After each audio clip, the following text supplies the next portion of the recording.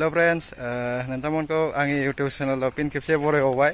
जों दिनै school campus सिंखौ गांसोखौ हादों मेसिनजों। नै जोंना सारा एबार हासिगोनलाय। आं हाखांबाय दहाय। नायलांबाय थादो।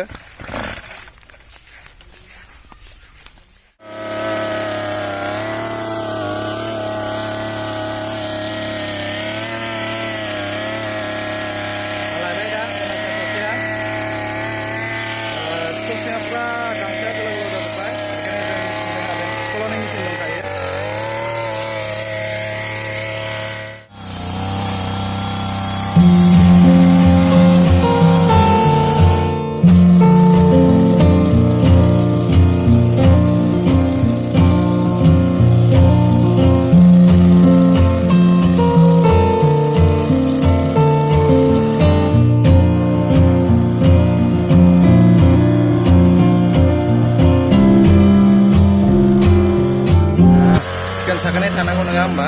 हाग्रा जाजोबबा जिबौ बायदिसिना एम्फौ एनलाया बारा जायो, थाम्फै बारा जायो। बेखायनो जों गांसोआ गोलाव गोलाव जाद्राय जानायखाय हागासिनो। जोंना स्कुल केम्पासआ बेनो बिराद मोजां। फुल दं, थाइजौ, खान्थाल, आमलाइ गासिबो दंजोबो। আমাৰ স্কুল কেম্পাছৰ ভিতৰত ঘাঁহটো দীঘল দীঘল হ'ল, সেইকাৰণে আমি মেচিনেদি কাটি আছোঁ এতিয়া। চাই থাকক। আৰু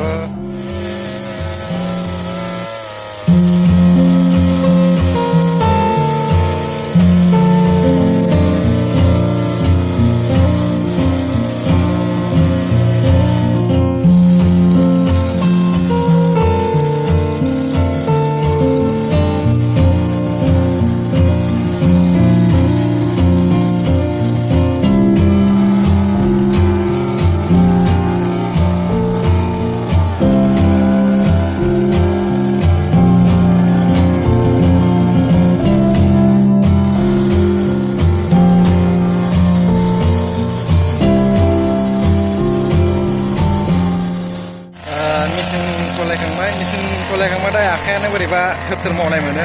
आंबो दाबो खेबथामसोल' हाफेरदों नालाय, आखाइखौ माने भाइब्रेसन जानाय बायदि मोनो। उनाव हाखांनानै माने थोर थोर थोर मावजोबो मावगासिनो दाबो आखाया। मोजाङानो गांसोखौ हादावबाथाय इन्टारेस्ट मोनो, जोबोद मोजां। माने हागासिनो घास काटिবলৈ बहुत ভাল, মানে কাটাৰ পিছত ঘাসটো ভাইব্ৰেশ্যন হোৱাৰ নিচিনাকৈ লাগে। চাই থাকক, মানে এদিন চাই কাটি আছে। गांसोखौ हाखांनानै मेंबाय, दा दसे जिरायदों, दा दसे उनाव हाफिनबावगोन।